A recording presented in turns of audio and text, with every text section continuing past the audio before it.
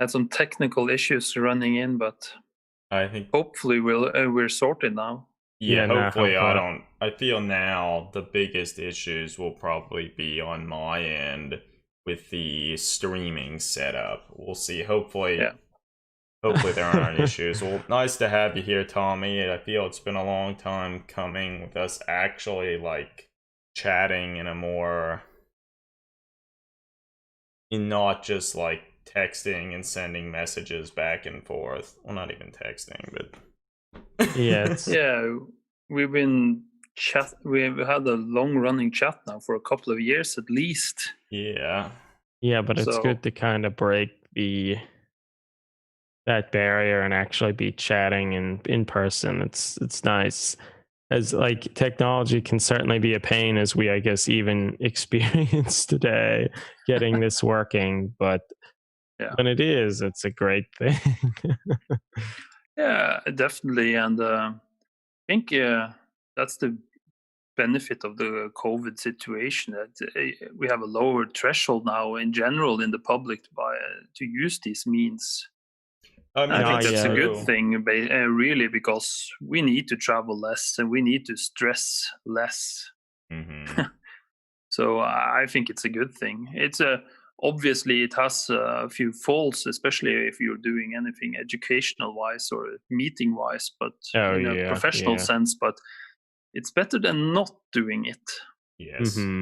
I feel it's sort of forced the hand of a lot of people to try and invest in certain like other remote communication devices. Now we're to meet here, we're using Zoom, which I don't know how big internationally Zoom is. I mean, Zoom is a pretty nondescript name for a thing, but at least in the United States, it is probably the most popular video conferencing thing now. For reasons, yeah.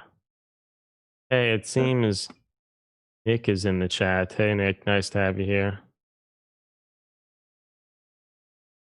I think in the YouTube chat, so for whatever reason, those don't show up on screen because. No, I need to. I've never seen any streams or even follow this on YouTube, so it will be a new experience to be in this end first, and then afterwards actually looking at it on YouTube if I can, because when I was a kid, I worked in the local radio. Oh, really? And that was really fun. But afterwards, listening to it, I hated it. I hated listening to myself. Yeah, I can understand that. It is awkward kind of to listen to yourself talk at times. Well, I think you sound fine, Tommy. Yeah, thanks, Greg. Usually we're our own harshest judges. That's true. But yeah, and I mean, I guess in the line of COVID and stuff, I think it has made things like live streaming, Twitch, YouTube streaming, like Instagram streaming, TikTok, things like that. I think it has made them even more relevant. And like certainly for things like Twitch, it is like an easier way to do a broadcast, like kind of radio station sort of stuff, but you just need the internet.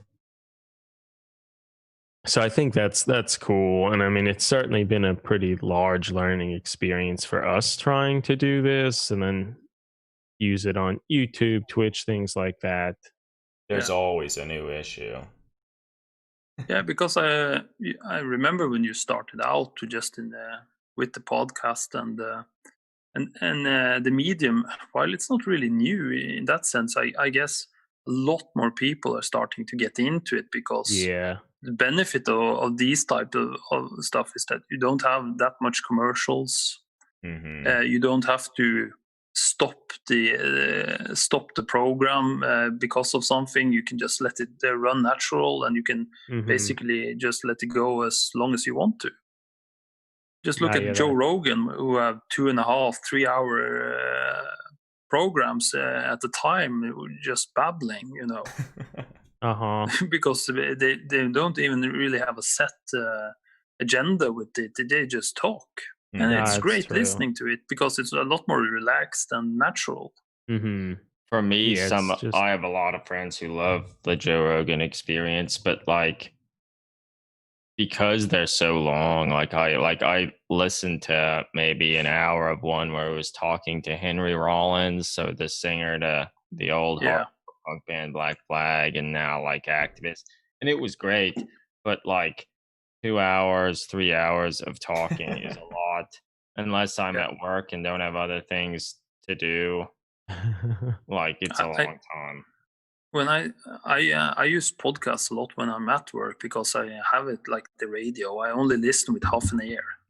Yes. So occasionally I manage to pay more attention, but I just like the tone and just letting it go by. But Eric Nordic tipped me of a really good Norwegian podcast which talk about all sorts of weird shit like Elizabeth Bathory, and now I'm listening to about Gregory Rasputin and the most relaxing voice ever. And, so it's been really good. It's amazing. I'm a big fan of podcasts. Yeah, it's amazing sort of the diversity of content that is out there. And I think it's a good kind of educational podcast driving now. Like, while I'm at work, a lot of people listen to them, but I never got into it, mainly because I don't have a headset at work. But like, there are certainly things at work, like if I'm just at the computer doing fairly mindless things, it would be great to be listening to such a thing. And I often have to write a lot at work, big documents or instructions or stuff like that. And we have I'm in a big concrete building from the pre-war time, so it's a lot of echoes in it and a lot of visitational. So I have my own office, and I just close the door and put on the podcast. Otherwise, I can't concentrate. Well, so Nick, or Cordell on most of the internet, he's watching on YouTube, and he just said he finds podcasts particularly great to listen to while hobbying. And I could certainly see that. And I find the same thing with even just like YouTube videos, sort of hobby related stuff. It's easy just to have it kind of playing in the background while I'm building stuff or attempting to paint something. Like I think it's nice. And I think probably a lot of people who are doing the hobby stuff, that might be when they do listen to hobby related podcasts. I actually like to, when I paint, at least by myself, I usually put on some of those weird anime series on Netflix. So now I have on Jojo's Bizarre Adventures. Oh my it's God. Fantastic. Jojo's Bizarre Adventure. Yeah. Have you seen it? I watched. So back in the early 2000s, there was like a 6-part animated show of it, but then maybe 3 years ago they were started reanimating it, and that's what I think most people have seen, and that's what I saw. I watched maybe 26 episodes of it, and it's wild. Like, there's so many references to like old classic rock. Like, one of the characters is named Robert E.O. Speedwagon, clearly named after REO Speedwagon. And like the vampire dude Dio is named after the metal singer who was in Black Sabbath for a while. And it's completely off the wall. Well, our first experience with experience with it was there was a fighting video game for the PlayStation. Yes, and was it? That was our first experience. It's like a Street Fighter-esque 2D side, 2D pixelated fighting game, which like it worked well for that because the crazy visuals and stuff were good. All the stands, Well, so that the stands I think are in maybe the 3rd season, which is set in modern day, where all of the fighting characters have their own persona that helps them fight, which I don't know how deep you've gotten into it, Tommy. It's a stand. Yeah. Okay. Yeah. So you know Stand. what it is, because I just find it to be. I just like to have that weird stuff because I can't. Just watching an episode from start to end of that stuff is kind of demanding, but having it in the background when I paint and occasionally look up to it and laugh, and maybe that's influencing my painting style. I don't know, because it's all over the place. Yeah, I not that long ago watched the first season of it, and like, yeah, it's pretty ridiculous. Well, so it's based on a manga series that's been going since the mid 80s. The same gentleman has drawn, and is it still going? It's still going. Oh damn. Yeah. That's impressive. In the lab here, like, but I do like medical biochemical sort of research, and one of the adjacent labs, someone came over and sounded like I think it was Cell, which is one of the major kind of top 3 biochemical publications, and he was just glancing through some of the ones that his lab had, and he found that the artist who created JoJo's Bizarre Adventure, I guess he was asked to illustrate a cover to the magazine for an article that was released. I forget what it was about. Probably, I suspect it was a Japanese lab published a pretty important paper, and they actually got him to kind of draw a JoJo-like character to be associated incredible. with this Hirohiko Araki.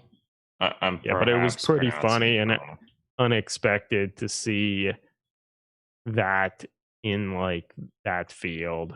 That's awesome. Yeah, but I think Japan they have a different approach to anime and manga in general. I don't think they. It's still in the West. It's seen comics and stuff like that. It's still seen as a kind of a child's, so a my younger understanding, person's medium. And from my understanding, in Japan, it's not really seen that way at all. Like, people are all like their entire lives are reading manga and other like comic like related stuff.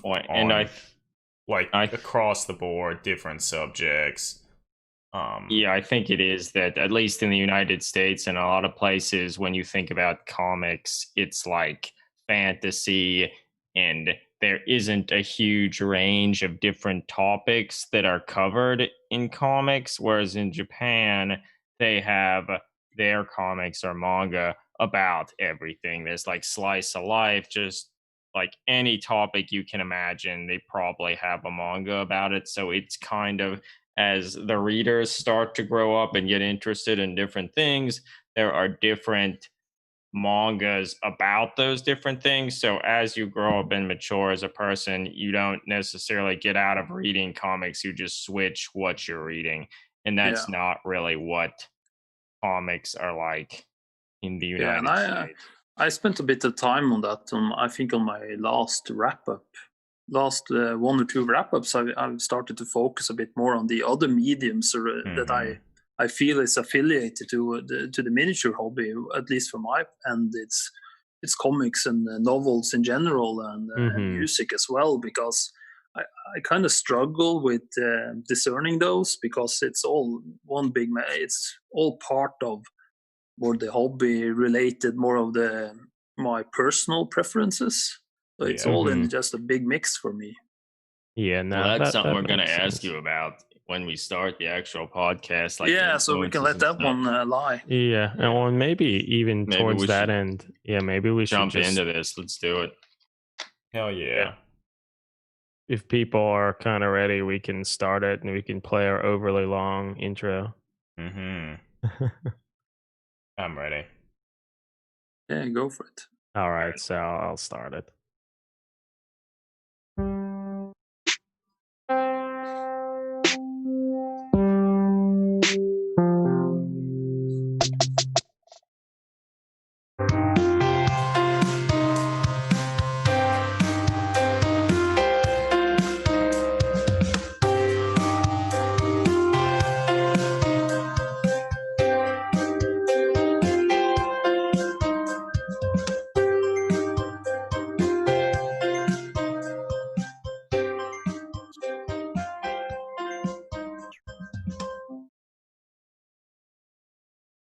Hey, everybody, and welcome to Dragged into Turbolasers, Between the Bolter and Me podcast.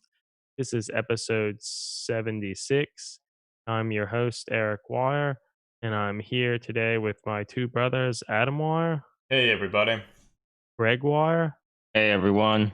And I'm extremely excited to have our friend Tommy, or better known as Bigbossredskullz, on.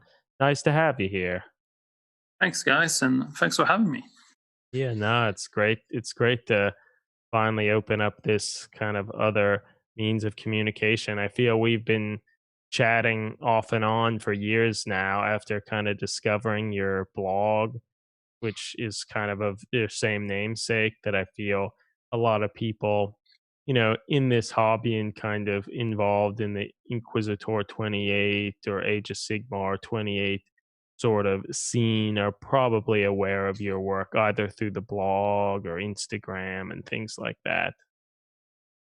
Yeah, I think so too. I'm far from one of the biggest ones these days. I was a lot bigger when I also posted for Bell of Lost Souls, but I kind of I don't update as much. I kind of update when I feel it's right for me. I'm not too fussed about if people are following or not. I'm obviously very nice that people do and actually want to see what I work on, but I don't post on a schedule anymore like I did when I did Bell of Lost Souls, because for 4 or 5 years I had weekly articles every Saturday, and it was a grind. No, I feel for a lot of the stuff, I mean, we loosely would say at the blog we've had for years now, we'll try and get at least 4 posts a month, but like if anyone's been following and paying attention, like it's not at all regular when they're posted, and I feel oftentimes it's like, oh my god, there's a week left in the month, and like we only have 1 post, like and then it's like a flurry of activity to get stuff on. So like I feel once it becomes too structured, it starts to become a burden and maybe take some of the joy away. Yeah, and it's also no secret that blogs have taken a major hit with Instagram and a lot of the live streaming, obviously, too, because people want content a lot more concentrated and a lot more content constantly. So I think KrautScientist has talked a bit about it, that he finds it hard to motivate to make big blog posts with a lot of text, because it actually takes a lot of time to create those types of quality content posts, and because there's so little feedback and a large part of the audience isn't there anymore. No, it's true, and like his posts are so in depth, and there's so much insight and such there that like it takes a long time to write and synthesize, and then you just don't get nearly as much feedback and engagement. For that matter, for listeners who aren't familiar with KrautScientist, which if you're listening to this podcast, I guess you probably are, but he has a blog called Eternal Hunt.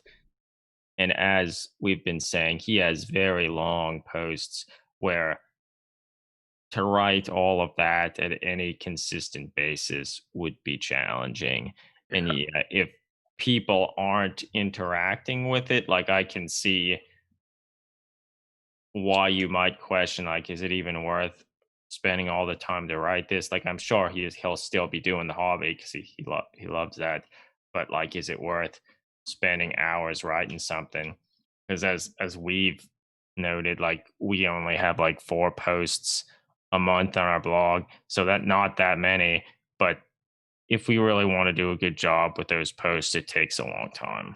It sure does. And I remember one of and it's still an article I'm quite proud of, is the Narrative Gaming article. And I think it cost me an entire week's worth of hobby time to make it, just so it would stand on its own feet. And obviously for me too, I have kids, and I don't have time for that stuff. If I want the little hobby time I have, I want to use it to build and paint. So and I think kind of struggle. So at least when you're not getting that much feedback on your blog posts, you get a bit more cynical about it, obviously. And while Instagram and Facebook is kind of gratifying with the instant feedback, I would say I still prefer the blog medium. I think the blog medium is the better hybrid of the old forums, where you knew where to find stuff, and that it's a lot more interactive. Like the new with Instagram, it's easier to navigate, it's easier to follow the content you want.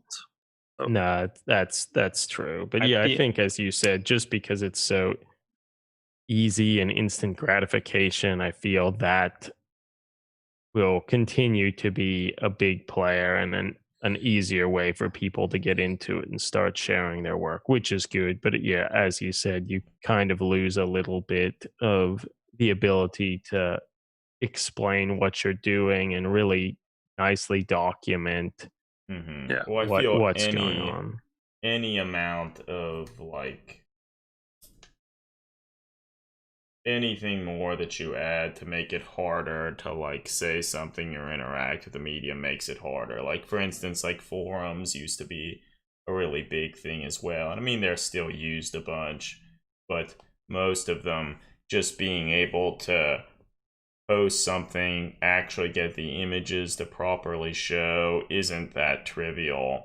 That was like the eternal struggle of most forums, it seems like. And then particularly if you found like old forum posts, like probably 9 times out of 10, the images didn't work anymore. Yeah. Well, I guess with that end, could you tell us a little bit about kind of yourself and how you got into the hobby, and then maybe how quickly you got integrated like blogging and those sorts of things into your hobby? Well, for me, I'm born in the 80s, early 80s. So for me, my first exposure to the hobby was through Hero Quest. And we were a bunch of kids in my class. We played Hero Quest and we loved it. It was a great game. And I actually have a complete copy of it that I'm going to paint up one of these days. That's awesome. And, I'm really happy I still have it. And and then I come from a small town in the middle of Norway, and we had a local hobby shop which primarily sold trains and stuff like that, miniature trains. But then in the early 90s, when I think it was around in the British issue around 204, 205, they started launching really heavily abroad from Britain. And we call it, at least from my generation, we call it the golden age, the first golden age of Warhammer, because they really expanded, and they reintroduced, a new edition of Warhammer. I think it was 4th edition for Fantasy. We had a new edition of 40K. They relaunched Epic, and a bunch of other games. And we were a ton of kids. I think we were like 40, 50 kids in my hometown that played and actively collected. So, and then obviously, as I near the early 20s, I kind of had a little pause, but then we started picking it up again at work. We were a bunch of colleagues coming from the same generation and era, and we picked it up again. And all up to this, the first, I would say, first 15 years of my hobby time, it was basically collecting armies and playing with them. And the usual arms race, my mate bought that crazy thing, so I need to counter it with buying this thing, and I don't want to tell him. I'm just going to buy it and paint it and then field it. So pretty much that. I think everyone goes through a phase like that. No, we certainly did. Like, we used to play a lot with a bunch of friends. Yeah. But then as everyone knows, collecting and making armies is it's a struggle. It's really difficult. And basically, when you feel that you completed an army and you kind of grow beyond the what you play with, it gets bloated. Yeah, where do you keep all that stuff? Yeah, and you try to start a new army, and it's not as fun. At least I didn't find it fun. I've painted, I don't know how many armies I painted over the years, but then I was almost on the brink of actually just quitting because I didn't find it enjoyable anymore. But then we kind of got over to the. I started the blog, and you had the invitational from Iron Sleet, and with a more warbound focus, and that was the first time I actually made minis with no concern for rules whatsoever. Whatsoever. Yeah. Mm-hmm. Yeah. So, and that was really a nice experience because I was always so focused on rules and what purpose. I never made a mini if it didn't have a purpose. You know, in a meta sense, gaming wise. Yeah, and I feel most people who at least got into the hobby, the game part of it was very much a very big part of it, and then certainly for us it was initially, and then after a while, and like it was harder to actually find time to actually play the games and stuff. It sort of shifted focus to more like story elements and like just thinking like, you know what, I think something like a character like this would be cool. Like, well, I'll try and make that. And whether or not you find time to play with it or not, might not matter. And but it can be hard to divest yourself from that because that's such a focus of Games Workshop stuff is playing these games. But I mean, I think over time, you realize, in particular with Instagram and all these YouTube and such, it become more and more apparent that there are so many elements to the miniature hobby that there's no, if you really like painting, there's no reason that you have to feel like, oh, I need to paint a model with lightning claws because that's really good now. It doesn't matter. You can, or if you just really like converting and building stuff, you can do that. But yeah, it can be hard to make the transition divest basically. Yourself. Yeah. But it's a liberating one, I think, in many regards. And well, I guess you had mentioned that you had written for a while, written articles for Bell of Lost Souls. Like, how did that relate? Did you start doing that after you started your blog? Yeah. Well, just to relap a bit, I got into the internet scene for Warhammer with the early 2000s. And in those days, if you remember, you had like a forum for every race and like army.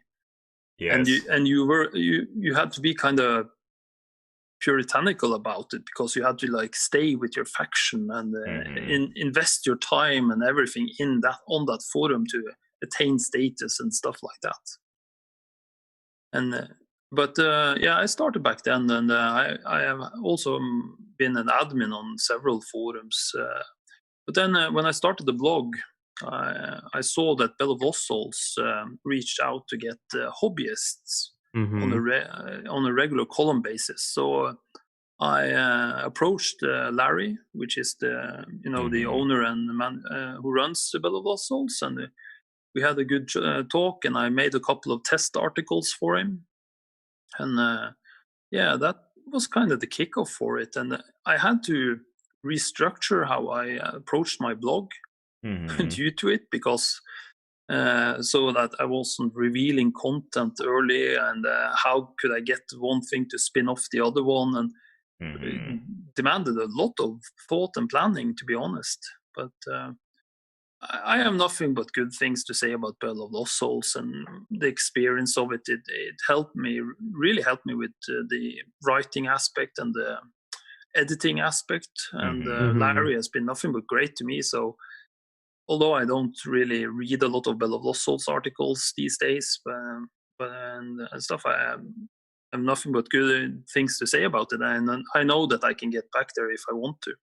That's nice. But, well, I mean, I really still find myself, I go there more frequently than even like the Warhammer community site, and I don't even know why, but like, I don't know, I think the format of it's nice, and just the thought, the notion that like other content creators like you like can get in there and start posting to kind of more broadly show your work and talk about kind of your thoughts is good. Yeah. And I started there, when I started by showing army-related building and painting. But but then I stopped it because I didn't make armies anymore. I think for me it was, I was always really inspired by the Liber Chaotica book series, and especially Sench, which is my go-to chaos deity, and that started the of Matters, Arcane and Magic, which for me is the ground zero of my, call it, current style of building and painting. So, and that was a massive series. I can't remember how many parts it was, but that was really my ground zero. And I started introducing it to Bell of Lost Souls. And although the audience there is more of the general gen pop of Warhammer hobby, I really got a lot of great feedback from it. So never heard, although people didn't quite catch how you used it, they really liked what they saw. So yeah, it was a great experience. That's good. And just it's neat to be able to expose the sort of the more mainstream competitive game focused people to other sides of the hobby, different like other ways of painting, not like the heavy metal painting thing isn't the only, way or thing you can do. And I think it's nice to have these different forms that can be expressed. Yeah, definitely. So so and that's led up to now. I think it was 2 years ago I started reducing the amount of social media I was on. I felt it was too much. I felt it was kind of choking me on my hobby time. It was just a hassle. I spent more time on the internet than I spent on miniatures, and I really didn't like that. So I dropped Big Boss on Facebook and every other medium besides Instagram, which I liked, and my blog, which is kind of the anchor and the archive today. For me, it's more of an archive where because I pay money to actually have the site up and running and have enough storage. So for me, it's more of an archive today. And it's probably fun to be able to look back and have a good account of the things that you have been doing with the hobby over the years, and actually beyond like Instagram, you just have pictures and maybe a little bit that you type with it. Whereas with the blog, you can have a more detailed description of it. And certainly that's something that has kept the three of us wanting to do our blog, even if maybe the interaction is less now than it had been. It's still a great way to document. Yeah, it sure is, and that's why I still like the yearly wrap up, because you surprise yourself by, oh my, you've done a lot more than you thought. That's true, and it gives other people, like, since blogs aren't as much a thing anymore, it still gives people the opportunity. They can go look at one of those wrap up posts and see, like, more pick out the things that really stand out to them. Yeah. But talking about Instagram, I don't know about you guys, but I'm really annoyed by the reels. I hate that stuff. It's like it's become increasingly more and more popular, and like I find, like, are these like the story sort of things? A little story newsreel things. Yeah, like I feel I've never posted one, and I doubt I ever will, but like most of the time when I'm going there, it's just to see like the images and stuff like that. But like I guess it's certainly become a lot more popular. People will have a reel where they have a lot of text to have you read and not enough time to read it, and you have to click back to try to read it, and then like after a while I get fed up. It's like, all right, I'm just not reading it. Yeah, and also I spent a lot of time on tuning my Instagram open feed so that I get the content or the type of content I want to, and with the reels I get a lot of stuff I'm really not interested in. I'm annoyed by the ad stuff that they put on now. Like they talk, like I'm constantly shown stuff about cats. Like I'm not particular. Like cats are fine creatures, but I don't have one, nor do I want one. And like I don't want to see stuff about cats. So the mediums are developing, and we'll see. As of now, I still find Instagram enjoyable enough, but if it continues to just irritate me, I will cut it out too, because it's supposed to be fun, and you don't need another. I want to see the content that I like. Yeah. No, I understand completely. So that's basically, for me, this was a lot of digression, and that's my issue with me. I digress a lot, but I've been in the hobby for 30 years, more or less. I never throw anything away. I have parts from when I started. That's great. And, we certainly do too. Yeah, and I find it enjoyable. I have all my old White Dwarfs. I love them. I haven't collected White Dwarf the last 2 years because I never read them. Yeah. No, but and I particularly like kind of bringing back like old components and pieces and like more modern things, because particularly for people who recognize some of that older stuff, like it always makes me smile to see some of it, and because it brings me back to like memories of like, in some sense, like simpler times with the hobby, when like I feel most of the people who were really invested in it, you literally knew like where every component came from, you knew every kit super well, and now that they're almost like frightening release pace, like you just, even if you buy a lot of stuff, like you can't keep up with it. And you have no chance to keep up, or at least I don't really attempt even. But no, certainly not. But I also like introducing the older bits as well, because I like using metal minis still, and incorporating new bits, and because for me it's not about buying the newest and coolest and biggest kits and then kit bashing them into something else. That's cool, but I like taking the right bits and mixing them in with some of the old stuff and trying to create something new out of it. I find it really motivating, and I don't know why, because it's a pain in the ass to work with, but I really like the way metal minis feel and are to work with.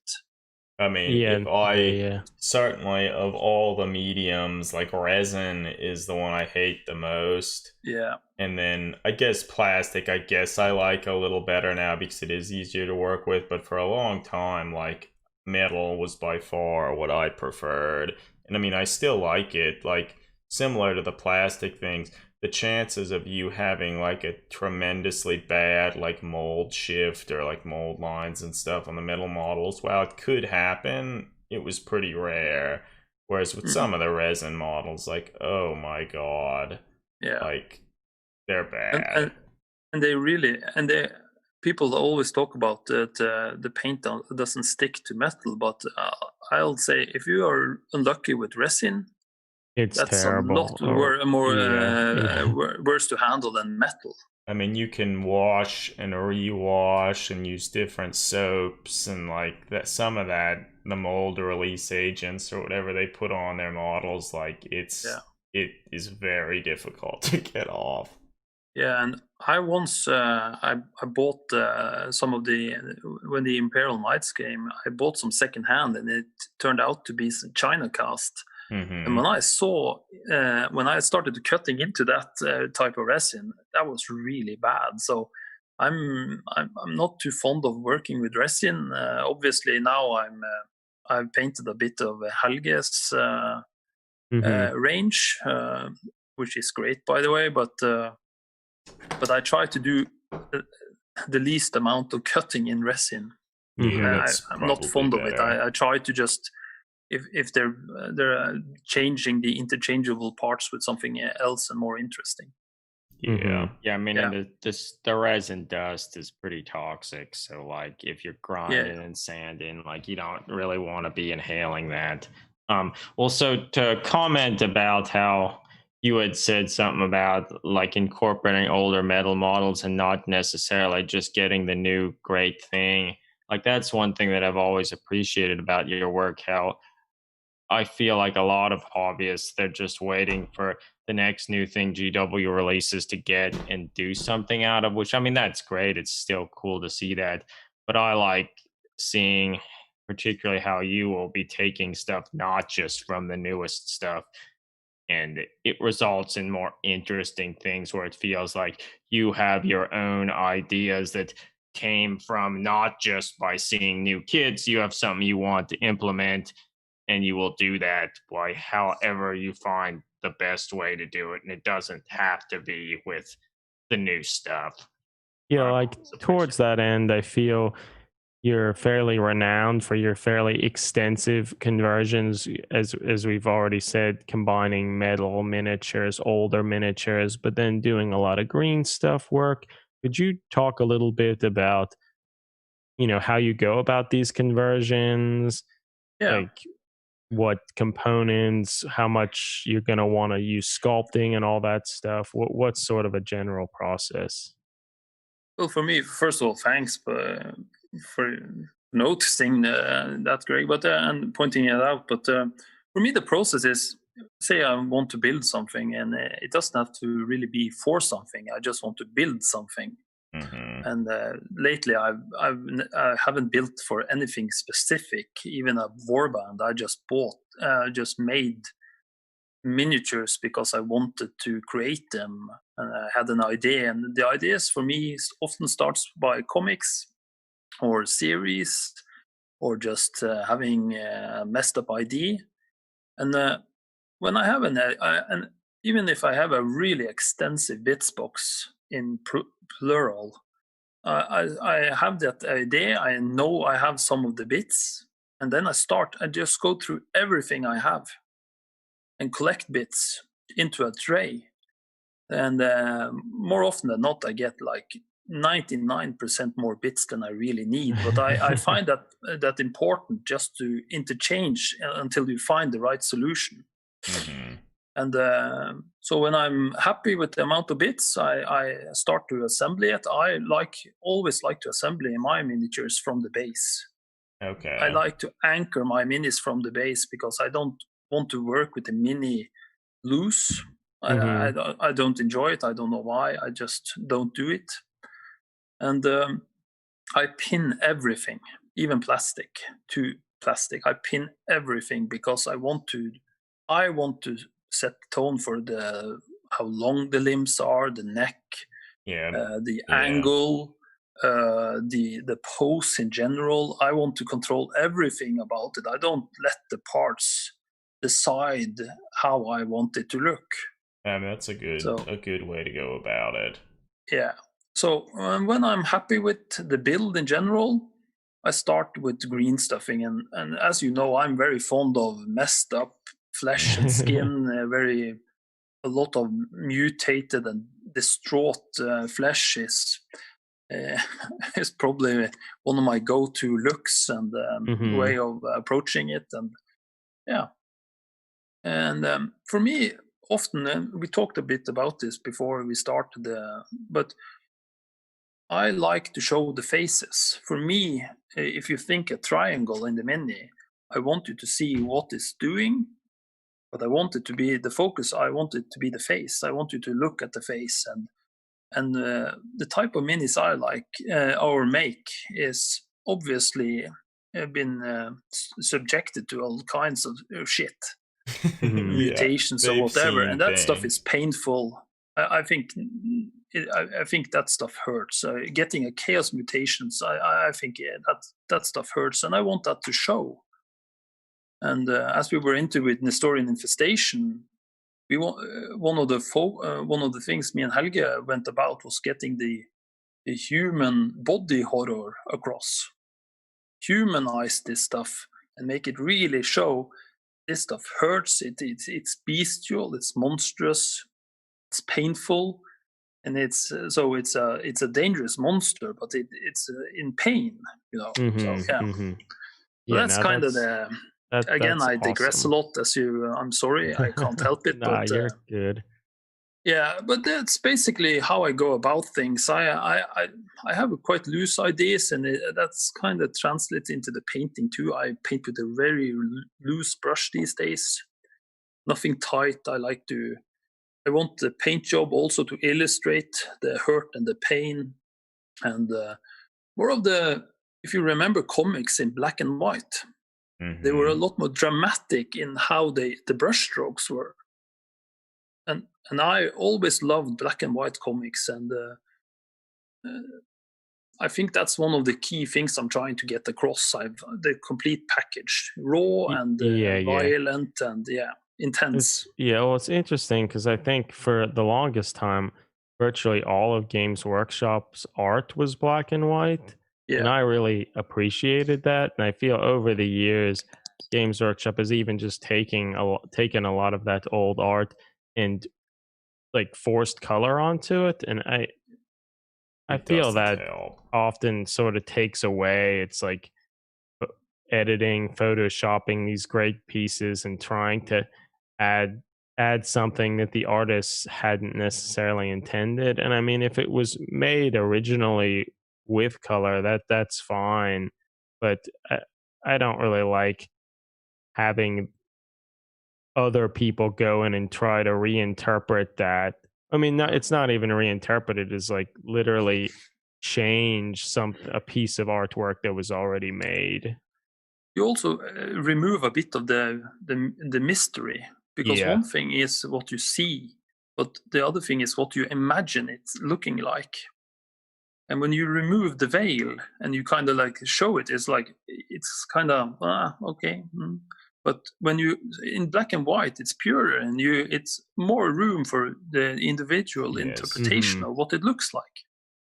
That's very true. Well, it's neat to hear you talk about sort of this process you have and how you can incorporate all these different elements while having just a very unified vision, both in the creation, the ideas, as well as the painting. I think that's really cool. I feel, like the whole notion, like your models really bring about a sense of anguish and like misery. And it's, as you were sort of alluding to, it's like a combination of like the sculpts themselves, how you put the stuff together, and then kind of the interesting messy paint job. Like I think those all work together, and they really do kind of speak to that notion. And it's nice to hear like that's kind of what you're sort of angling towards, and like you want to get that across. And the notion that certainly do. The faces are important, like all of that works together remarkably well. If I can jump in on that, I'll say that a lot of people go on and on about Warhammer and Warhammer 40,000 being so grim and dark, though I feel often most of what you see miniature-wise doesn't feel grim or dark. Your stuff actually does. Yeah, thanks, guys. I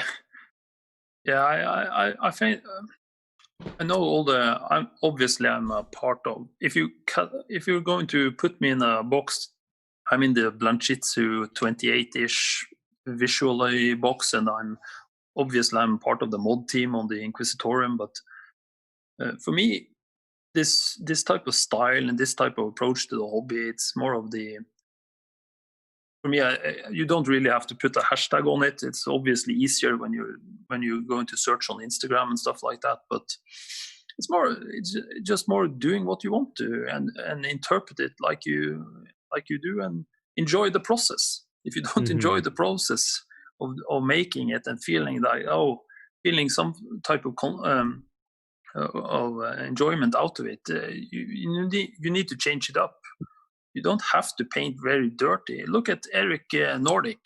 He doesn't paint dirty. He paints really well, really clean and fine. But expression-wise, it is dark, and his message comes across. It's still within the same box as I do. Even I'm on the other scale of how I paint, or how gritty my paint jobs are compared to his. But it's still this that's expression-wise, it's very similar, in my opinion.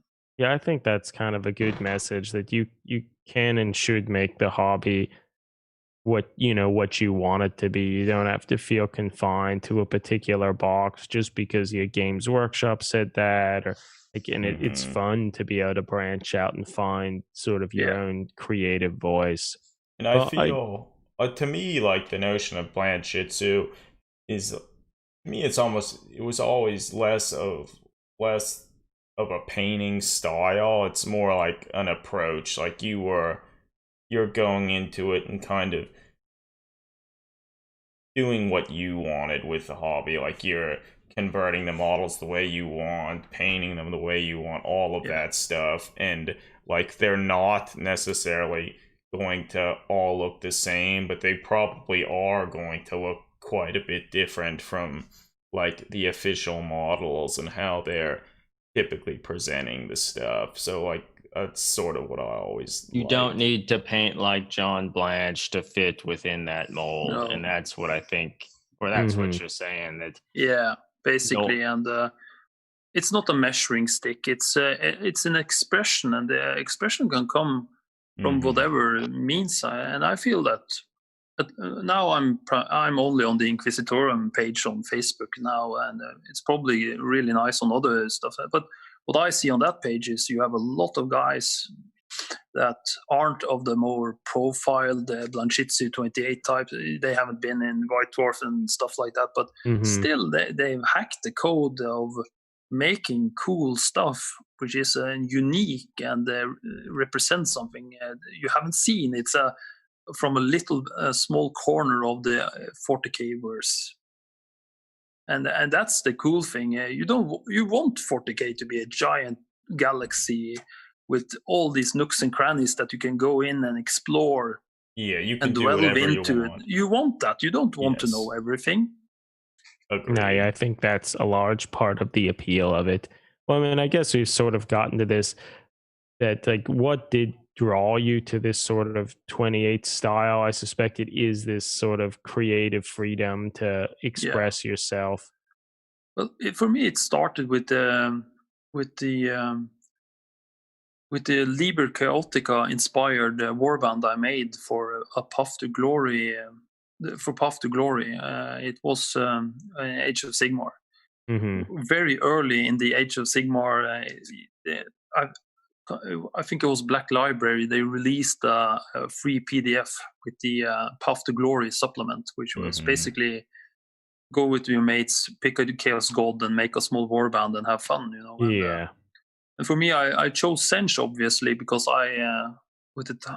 this is no secret for anyone following me, but I'm a huge Sench fan because again with the body horror and open and loose. The Sench box is very open and loose compared to the other Chaos deities, in my opinion. And when I made those miniatures first, I thought a lot about how the hell am I going to represent this? How am I going to get the message across of the pain and anguish these guys really are in? And that was what started me to loosen up my brush, stop painting so structured, stop being so concerned about keeping within the lines, start loosening up the brush, start introducing more washes and glazes and both what you can buy and what you can make yourself. And just starting to experiment with how would this translate visually when you have something growing out of your body that's not supposed to be there. So that was kind of the Of Matters Arcane and Magic series was kind of my ground zero for this style, and was the precursor to what I've developed until now. Because if you put one of those miniatures besides what I paint these days, the difference is extreme. And because while exploring this style, it's quite easy that it just becomes a muddied mess. You can't really see what's what. And sometimes that's the point. But I worked really hard with trying to introduce more contrast so that you highlight it even more. You highlight the humanity in it.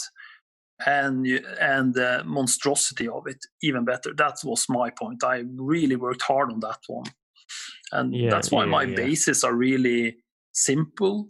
They're just a backdrop. I don't want my bases to take away from the miniatures. It's about the minis, not the bases for me. So and I think that certainly comes through, and I think is a good thing. And I think it's been for me exciting to watch you as a hobbyist progress over the years from where I first sort of discovered your blog, to see how like you became more and more ambitious with the stuff that you've created, to the point that like, you couldn't even tell what bits and parts had started it, and it was like a complete synthesis of your own vision. And seeing you sort of find that voice and explore new things has been really energizing and exciting. And I feel you can see all the things you've learned over the years, and like it's just it's been wonderful. And I think it's just a good message to the community as a whole that it's fun and should be encouraged to explore and find your own creative vision. Thanks a lot, Eric. And for me, it's the more I moved away from playing with rules, the more I moved away from social media and seeing what's the current fad. Meta. I found that really important for me, because I don't want that stuff to influence me. I don't have time for it either. I just want to do my own stuff. And I find that interesting, because I know, like, certainly I struggled with that even at the beginning of our blog, and it was weird. It was a weird restriction that I was placing on myself, trying to what war gear should I give this model? Like, is that really the optimal thing? And it's just like stepping back. It's like, why do I care about this? Like, I don't play the game really, and if I did, it's just very casually, like if I wanted to proxy it, I could, but I don't even care about winning. Like, I'm not playing these in these tournaments or something, like, and I need to just refocus on what do I want to get out of this. So and this isn't say that competitive stuff is wrong or bad. It's just focus on what you want to get out of things. Yeah, I agree. So you mentioned a bunch about like body horror and whatnot. Are you big into some like body horror films and stuff, like David Cronenberg or maybe Tetsuo the Iron Man? Like, what are some of your like film influences? Like, do any of them pertain to that? Or in my younger years, I watched a lot of horror movies. Yep. And nowadays, my kids do. I don't really do it anymore. I'm kind of bored with the whole genre. Yeah. Except you have a few good exceptions. But for example, I like the niche, more weird stuff. So like Swamp Thing, the series on HBO, that was really good. If anybody wants to know how my vision of what it is like to be in the Nestorian Infestation universe, watch that series. Okay. Then that's the closest visual representation on TV I've seen of how I see Nestorian Infestation. Honestly, I didn't even realize that they made a television series based on Swamp Thing. Sadly, it won't get another season, so it's only a one and done. But I highly recommend it. Okay, yeah, that's I need to look into that. I mean, I guess you've now mentioned Helga before and the Nestorian Infestation.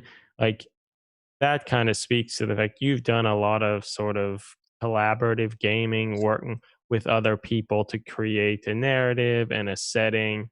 A lot with Helga from Wilhelminiatures. Can you talk a little bit about that and what led you to that? Yeah, so I used to live far north, really far north, and was alone, basically doing what I do. I had other friends that were into the hobby, but that was more of the mainstream type of part of it. And the only thing we had in common was Blood Bowl, which I guess we will have time to talk a bit about later. But Yeah, we need. But by chance, I registered that Helge was Norwegian, or that Wilhelminiatures was Norwegian. So I reached out to him, and we started chatting, and quite early on we talked a bit about doing a collab, so that when we had the chance to meet up, we could do something cool, and that was kind of the start. So for us, it started with Nestorian Infestation and what we wanted to do with it. So and could you just, for the audience, if they are not aware, just briefly say what the Nestorian Infestation is? On a very simple terms, it is Ordo Xenos versus Gene Stealer cult. But Nestorian is a former Ordo Xenos Inquisitor, which is, and he's now gone over to the other side, and he is an agent of infestation by spores. So he used spores and aerial distributed means to spread it, and that's when you see a lot of Helge's first miniatures for it. It is spore spreaders. The big head that floats and all that stuff. And the walker. Those are that's not guns. They are spreading spores through the air. I find it, if people look through some of the photos, either from your blog and some of the games, or on Wilhelminiatures or yours as well, like, I find it's so refreshing to see a different take on the Gene Stealer cult and just Tyranids in general. Like, that's such a part of the lore about how they change and adapt to their environments and like what is necessary to conquer this planet. And it's not always conveyed that much, because it's still just always the same termagants, Gene Stealers, whatever. But to see these different interpretations that are still obviously like of a Tyranid origin, but something else, I think is really cool. And like, the cult isn't just people strictly in mining suits. There are other things there, and I think that's neat. And also a bit of the way we run it. If you read the games and the narrative, it's kind of hard to discern: are the Ordo Xenos faction, are they truly good? Are they bad? There's a lot of gray in it, and I think that's really interesting, because on the surface, Beruguete, which is the main Ordo Xenos Inquisitor tracking him, he's my plague doctor. The plague doctor mini I made using the Mechanicum Magus with in reverse with the long beak, and he's like the main opponent, and for the Nestorian, because they work together and they are brothers by blood or by bond. That's kind of open. Beruguete, maybe I'm pronouncing that wrong. Yeah, he's like, at least on your blog, you have, I think it's 3 games documented. The first one, Beruguete, is he goes in, discovers the source of like this airborne viral strain, and then most of his team kind of gets decimated. And then in the second game, they're trying to get out of there to get to this aircraft. It's just the Inquisitor and a big, tough, like mutated dude. Hansen, I think his name is Leper Hansen. Leper Hansen. And he's a really good. He was a character that came to be after the first game. Because that guy survived everything. And me and Helge, and we were it was so fun to look at, because it's just by chance. So he just developed during the first game, and by the second he achieved an identity. And when we played it, it also became important for Helge, even if he was my opponent, that Leaper as a character acted and did stuff that would be natural for a type like him. So I think that's so he kind of awesome. developed there, though. Yeah, like that by these miniature games, narrative games, there's so much ability for this emerging narrative that it's not defined, and it's not defined by rules or a codex. Like, you can develop it as you go, and what things that naturally come out you can run with and keep developing it. And I think that's really fun and liberating, and it's neat to see that occur, and to be able to, like, oh, let's make a new model for that and develop it for future games. I think that's an exciting thing. And I guess it's also neat that you've been consistently building on this narrative and playing additional games rather than just like, oh, we spent some time, made some models, played this once, and then went our separate ways. Which, I mean, admittedly, sometimes for some of these larger kind of collaborative things, Tor Megiddo, which you took part in, and things like that, like, somewhat by necessity, like, you can't just keep doing it again and again and taking people from all over the world. But I think you're like working with Helge. It's neat to see like a small group of people continuing to develop these sorts of things and seeing where they go. And it just sort of inspires people, I think, that just get together with one or two of your close like hobby friends and you can do things like this. You're not limited. And because we don't have an end date on this. That was one of the things we were really early and very in agreement with. It was no end date. It was no one and done. It was just to grow organically. And we've made a few minis in the meanwhile since the last games, and we've told a bit about those characters. And the point is, there's supposed to be a lot of room around it to interpret and as you see fit yourself, and try to paint up this because it's world building. It's slow. We talked a bit about manga earlier, and it's kind of like manga. We use a really long time for character development, and I can say this much, at least for the next installment of this story, we will play a bit with time. We won't chronologically follow this. That's cool. So you will see different versions of the characters that has been introduced so far. So a different version of Nestorian, a different version of Bergwete, and a different version of Leaper Hansen. Because the third game had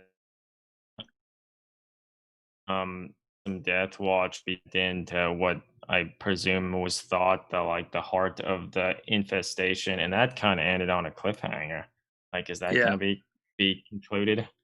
Oh yeah, it will be what is it called when you have a small like an intermezzo or something like that. It will be addressed, and we actually made a mini, or Helge made a mini as a consequence of what happened in that game with the White Scar Death Watch Marine. So he's not dead yet.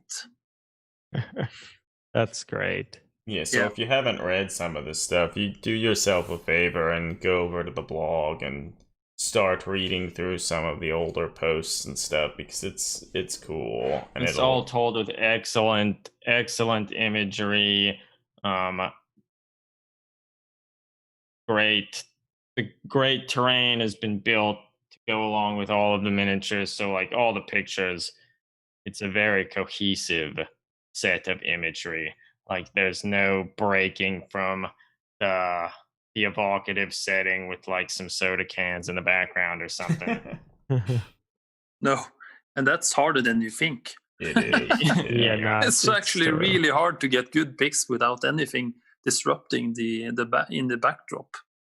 Yeah, you've done some other like neat sort of collaborative things. One, Vortap 4, but maybe did sort of different chaos factions and such. You made a super cool sort of envisioning of Dan Abnon's Blood Pact that is like really neat. And I think Alex from Echoes of Imperium did some of the like narrative stuff behind it that was also fit very well with sort of this evocative takes on some of the different chaos gods and how it doesn't have to be so cookie cutter. Yeah, yeah. The for top series, and that's also a series because it started with for top 4, which ended up with us being only 3 because Mikkel couldn't be a part of it. So it was me and Helge and Rebecca, and we played actually 6 games, and I think everything's linked up on the blog with quite cohesive battle reports and everything. And it was a great event because we just toyed with trying to break out of the set molds for these deities. We just wanted to approach it in a different way to create to try and create something new and cool. Like for my blood pact, when I made that flesh tank or whatever I called it, that was kind of also, I just saw that big Skaven model and thought, awesome, I want to incorporate it. I don't have Skaven. Okay, so I have to do something here. And I just started messing about with it. And for me, that's also a cool process to see if you see something that you really like, a mini or a core basis of a model, and you want to incorporate it. I would say do it. Yeah. Just find a way to do it because there is a way. You just have to work with it. So yeah, sadly, those they disappeared in the warp, literally. Or it's a shame. Yeah. And in the For Top series, we have the second installment is the Risi For Top, which is based on the Adeptus Titanicus. Awesome. So I thought that was pretty neat to see you still continue to develop some of these ideas, but realizing it doesn't have to be even limited to the 28 millimeter scale, and giving you the idea like, oh yeah, Adeptus Titanicus, that's cool. Like, can we take that and continue to build on this, the Chaos Gods, and do something different with some of these Titans? And I feel that has been pretty inspiring to see you essentially scratch build Titans to go along with some of the official models. And I think that had to have been a pretty big undertaking, trying to repurpose stuff to make it fit within the scale and still read as the same, same unit types. Yeah, it was a really good experience, and I was almost afraid of the depth of my bits box that I actually I managed to pull it off. Because for those that didn't know, I built a Reaver Titan. I built the stock one, and then I built a custom one side by side. So I think I documented that one pretty good. And basically what we did with Risi for Top was we took the same approach that we did with the other. Helge also made some really inspiring Titanicus models. The one with the big ship on the top. Yeah. And a very nautical theme. And we have a lot of terrain that we are going to build for this. And it will be a really cool mini event. It's certainly building up to be something special. Yeah, I think so too. And like a bit of the problem with, not a problem, I guess, but with me and Helge, and I guess because we two work really well together because we're quite similar. We are easily distracted by new and good ideas.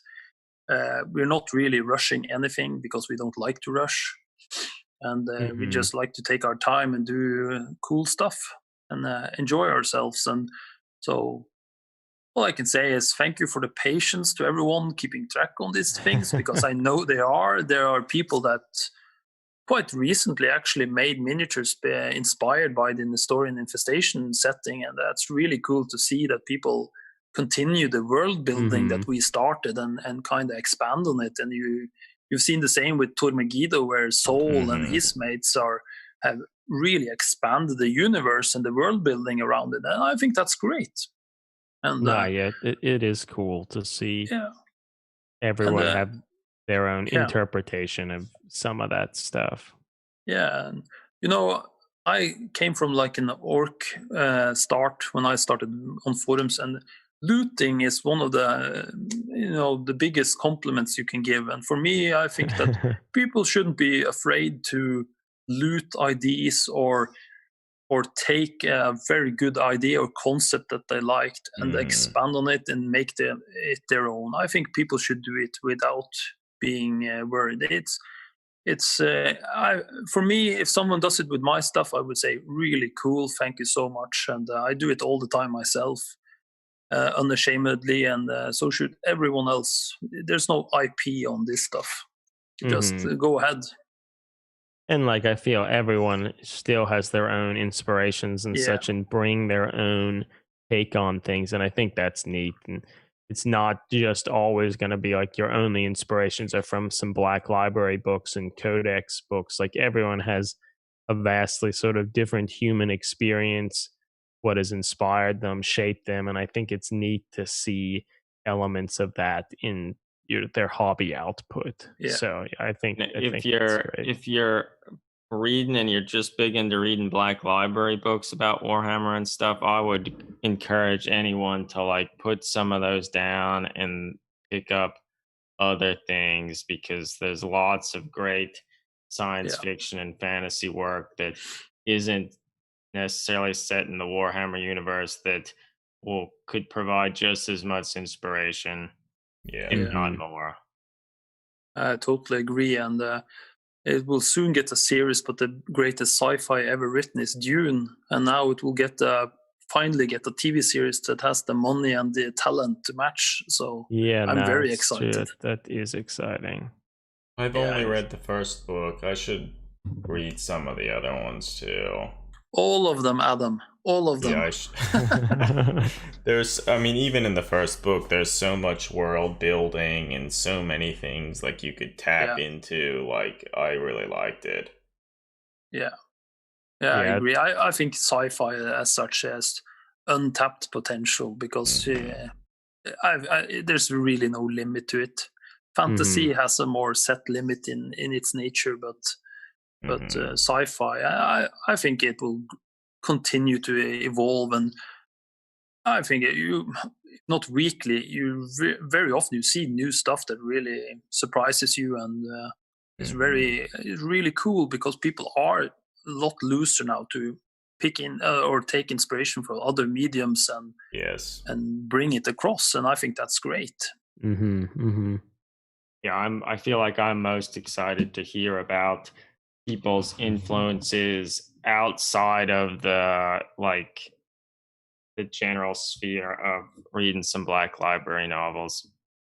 And I guess in that vein, Grimdark Film Club, now an Instagram account where people are sharing particular films or books or artwork that have influenced them. I think that's particularly neat to see what outside of just a miniature hobby has inspired people. Yeah, definitely. This is changing gears pretty dramatically, but I realize we've been talking for about an hour and maybe should consider wrapping up somewhat soon, but I'd really like to talk a little bit about Blood Bowl. I know you're a big fan of Blood Bowl and have played it a lot over the years. Could you talk a little bit about that? Yeah, for sure. That's the one consistent game I played the last 14 years, I think. We have had a long-running league. We have seasons and everything, and I've probably made 40 or 50 Blood Bowl teams in miniature. I don't own that many anymore because I give them away or whatever. That's crazy. Yeah, so I really like Blood Bowl. It's the because it breaks the fourth wall and it still has some of that black British humor in it, and it's an easy game to learn, but it's an impossible game to master because of all the stupid variables that people hate in other games. But in Blood Bowl, it's what makes the game. It's all the variables. You never know what's going to happen. It's the dice and the enchants. But it's a great contained game, and especially in league setting because you develop your players. They develop into something of their own. Some are consistently doing good, some are consistently doing worse, and we have our own server and a big page for our league. So we track everything on the net. So every match, every statistic, everything is logged. So yeah, and that's cool. Yeah, it's really cool. And I even brought my type of painting style and modeling over to Blood Bowl because that's what I want, and I really that's how I want to represent my team. And so the last team I made was the Chaos Dwarf team. They're so where great. I used the halflings as dwarfs, and I made some snail centaurs based on Helge's snail minis, and yeah, just had fun with it. No, yeah, they're great. I love them. Yeah, and like it has been a really good game, and now a new season is coming up, and they're actually going to change a lot of the what are your thoughts and on that? Are you worried, or? Personally, I don't really feel the need for it. I don't see why they need to change the rules. For me, it's more about why not introduce more teams, and so that we can get even more minis. Models. They still haven't made like all of the different teams. Like, there's not a new Norse models, and there are a lot Amazon of teams. and Chaos Dwarfs. And, I feel this probably just gives them an opportunity to make more teams, and hope it looks like they will. But I'm cautiously optimistic to see what they change. But obviously, they realize they have generally a good rule set because it's been maintained popular for a long time, even though they didn't support it at all for many years. No, but one thing I heard was that they, for the new season, they have listened to a lot of the hardcore gaming, because Blood Bowl has a really hardcore gaming environment, and I mean, people a ever large since it was released, amount of people that are really serious. Yes. So what I've understood is that they've listened to that audience and let them help with the rules. So yeah, I'm also cautiously optimistic. Either way, the most important thing for me with Blood Bowl is just making within a contained rule set, make cool minis, have fun with my friends, because this is the one game we all play. Drink some beer and just enjoy ourselves, and hopefully I win, and most times I don't. So because I'm not a very good player, but if you're having fun, that's all that matters. Like, I feel Blood Bowl is the type of game over the years, like I've played a few games here and there, but it's one of those games you always sort of come back to, and I'd like to play more of it. And so I guess I've started in a small way working on some Dark Elf players, not doing too much to the official models, but hopefully we'll actually play. For anyone considering Blood Bowl, I would just recommend straight away start playing in a league setting. Play it in the league setting, because then you start to develop your characters. And because just playing one single games out of the box isn't very fun, to be honest. Because you're not going anywhere, you're just restarting every new game. Yeah, there's no you don't grow attached to different players if they're great and terrible players.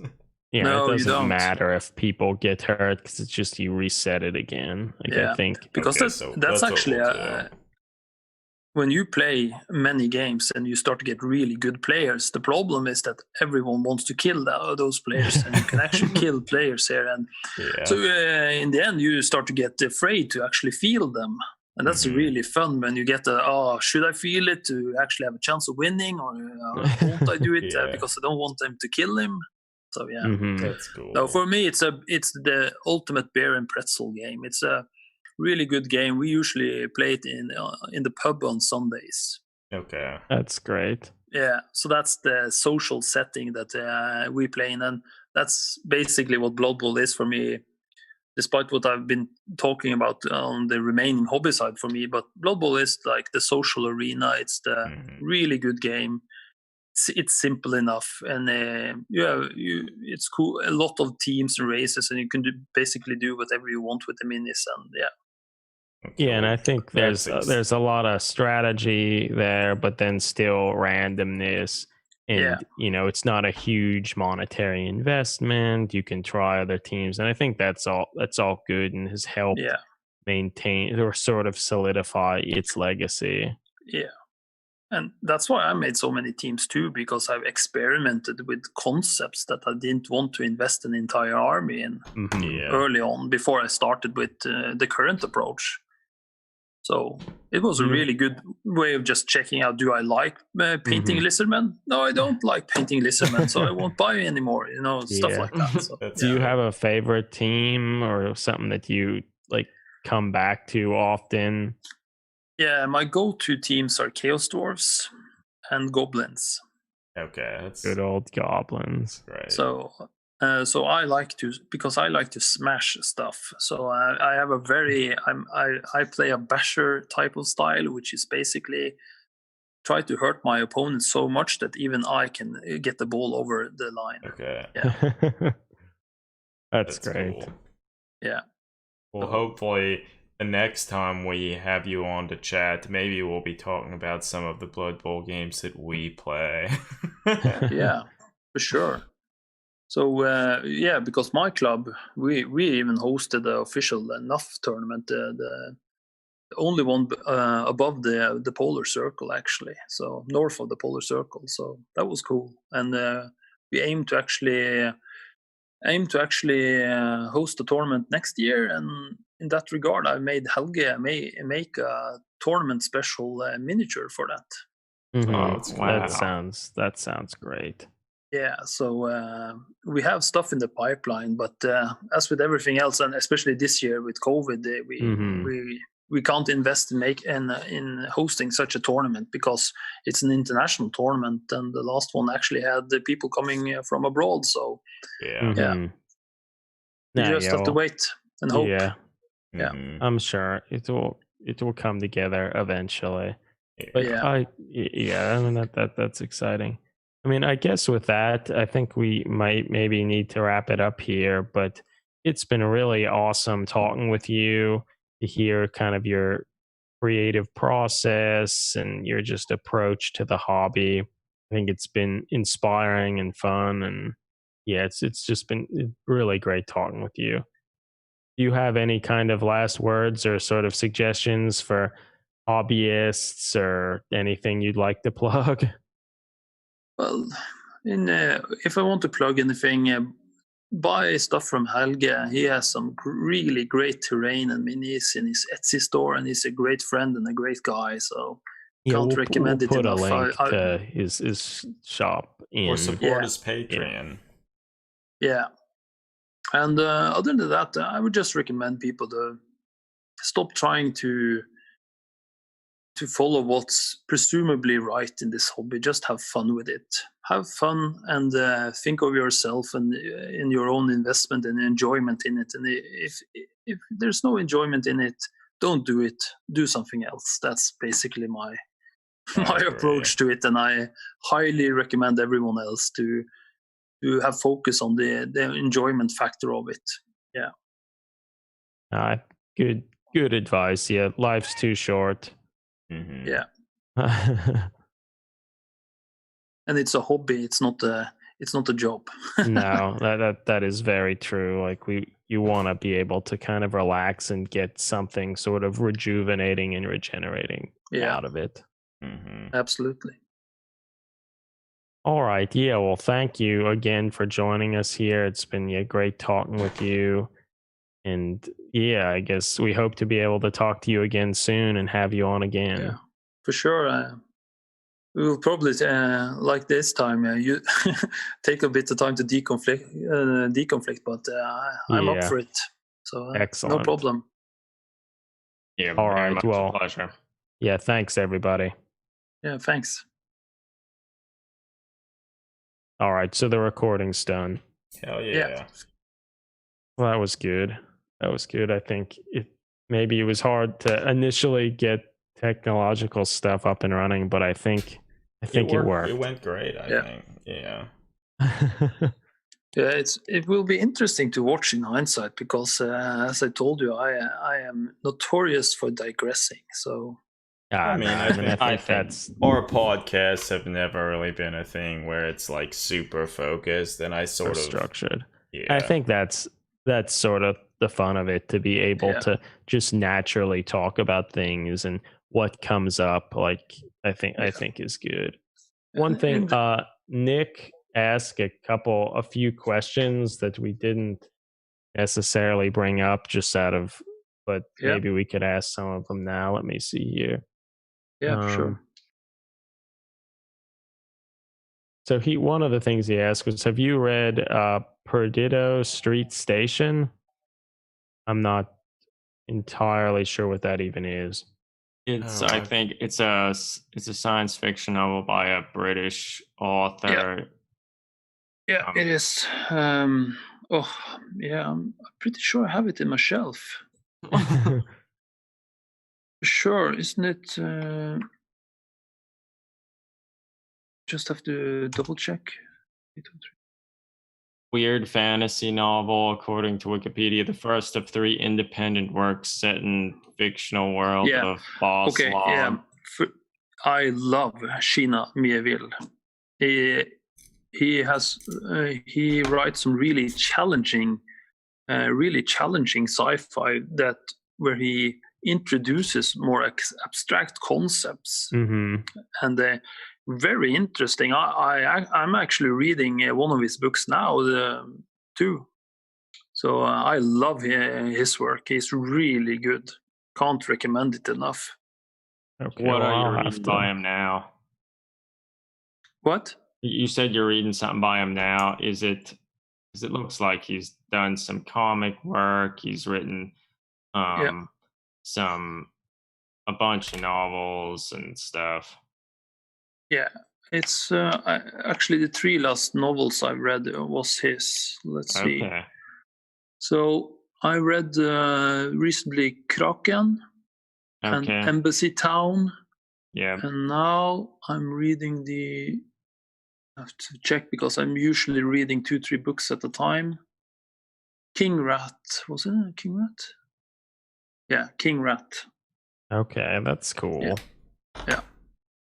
So, he's really good author. And again, with the like we talked about getting other sources of inspiration, the good thing about him, he's not following the classic tropes in the same way. He's really good at approaching it in a totally different way than I've read before. So I really like him.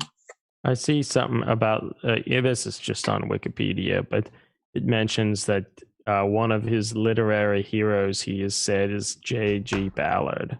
Oh, damn. I love him. Yeah, so I think so I'll have to look into some of his. For sure. You should read if you want to. Just my introduction to him was it Scar, I think. Really, and it's also very disturbing. I think the Scar. Oh, the Scar was one of the first ones I read. Yeah, okay. It looks like that's the second book in the series of books that starts with Perdido Street Station, which Nick had asked about. And the Scar especially I remember well because it's a challenging read. Yeah, great author. Yeah, well, I'll have to try to read some of that. It's always good to find some new authors and new things to explore. So friends, I myself need to leave. I'm the one that set up this Zoom meeting. I'm just going to keep it going. I'll keep my computer on so it's fine. So you can keep talking, but I need to leave. Okay. Thanks a bunch. It was great actually talking to you, actually talking beyond typing, Tommy. And I think the podcast that we did was great. Yeah, thanks, Greg, and really nice seeing you. Yes. I guess Soldier on. Nick says here that just that he's kind of a fantastic gold mine of inspiration. and he said that the aliens from Embassy Town kind of inspired his one conversion. Yeah, they are also. I read Embassy Town. I finished that book last week, actually. Wow, that's cool. Small world. Small world, definitely. It's a great book. Again, that's actually one of the books he has, which is more abstract. You really have to work to try to make your own visualization of what's going on. Okay. Really interesting. Yeah, it's a challenging book to read in that sense, because you have to be focused and really open to what's happening. I mean, that's neat, I feel, because then, like, the more you put into it, I think the more you can get out of it. Absolutely. It's not just like you somewhat have to read between the lines and interpret stuff. And the book doesn't like you don't forget the book that fast. It stays with you because it's demanding to read. Yeah, so that's great. That's great. Yeah. Was it another question from Nick? Maybe not. It was the same 2-part.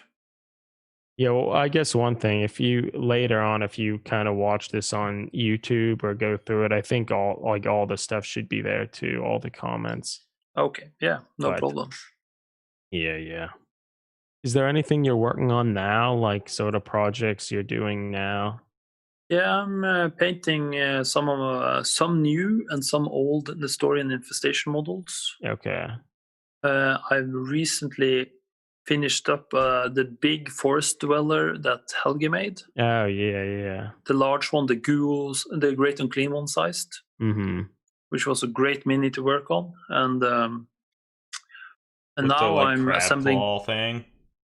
What? The one with the crab claw?